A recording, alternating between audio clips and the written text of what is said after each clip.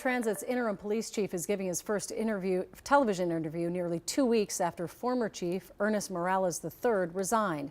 Morales had been on leave, facing an investigation into his conduct. Jennifer Hoff is digging deeper into what happened and what's next for the agency still struggling with crime. Jennifer? Julie, since he was hired last year, Morales had been at the forefront of a brand new safety plan to combat the problems on trains and buses that really exploded during COVID. But interim chief Joe Dotseth says that he's confident in the new systems that are now in place and are centered more around teamwork and not just one person.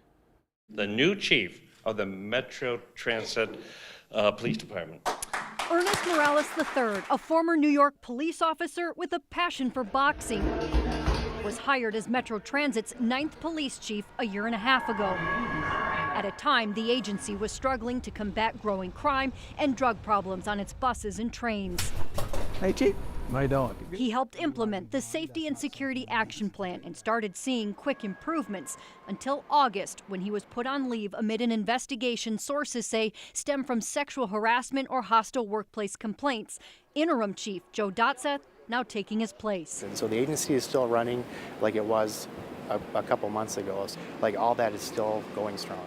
Dotseth has served with the agency for 2 decades and says teamwork is providing stability. I think the agency, and one of the things that I'm proudest about right now is the officers they're coming in every day, they're responding to calls for service, they're still doing their job. Metro Transit says crime continues to fall, down 14% the first half of this year compared to the same time last year.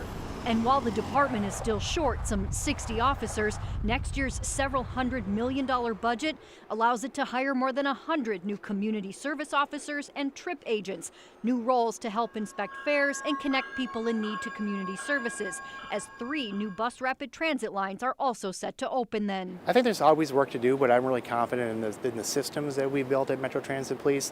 So I think as long as we stay focused with that team approach, we'll be just fine. Dotseth wouldn't answer any questions about the investigation into Morales. The agency saying, though, it plans to start another nationwide search for a chief soon. And while there have been 5 police chiefs in the last 17 years at Metro Transit, serving anywhere from 7 to 1 year, it's pretty safe to say that none have left under such a dark cloud like Morales.